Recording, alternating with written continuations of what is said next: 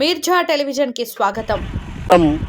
జిల్లాకు జీవనాడి లాంటి తుంగభద్ర ఎగువ కాలువకు ఈరోజు సరిహద్దులో గంగ పూజ చేశాం.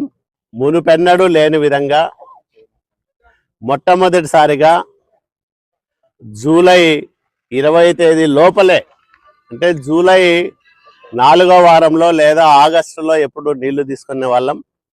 ఈసారి ఎగువన కురిసిన వర్షాలకు తుంగభద్ర జలాశయానికి ముందుగానే నీళ్లు రావడం, తుంగభద్ర జలాశయం నిండి కిందికి నీళ్లు వెళుతున్న నేపథ్యంలో అత్యవసర మరమ్మత్తు పనులు జరుగుతున్న లైనింగు యూటీ పనులను యుద్ధ ప్రాతిపదికన పూర్తి చేసి ఈ కాలువకు మొట్టమొదటిసారిగా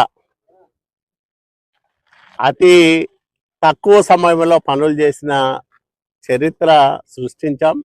తుంగభద్ర రిజర్వాయర్లో ఎప్పుడో 6 దశాబ్దాల కిందట ఏర్పాటు చేసిన గేట్లు బలహీనం కావడం, గత సంవత్సరంలో ఒక గేటు కొట్టుకుపోవడం మనమంతా చూసాం. అదృష్టం కొద్దీ తర్వాత వర్షాలు బాగా రావడం వల్ల మనకు ఎలాంటి ఇబ్బంది లేకుండా నీళ్లు తీసుకోగలిగినాం.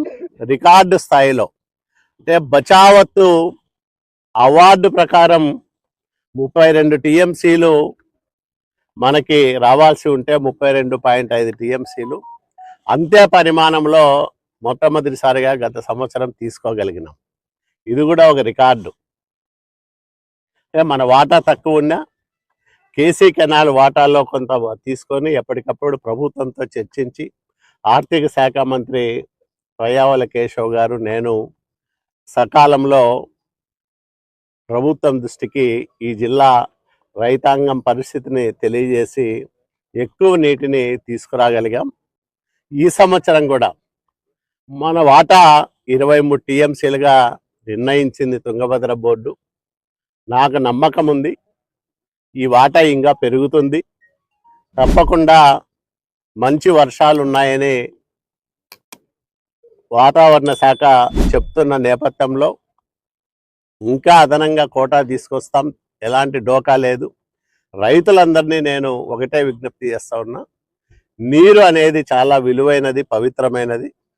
దీన్ని మనం ఎంత పొదుపుగా వాడుకుంటే అంత మంచిది. మిగతా రైతులకు ఇది ఉపయోగపడుతుంది.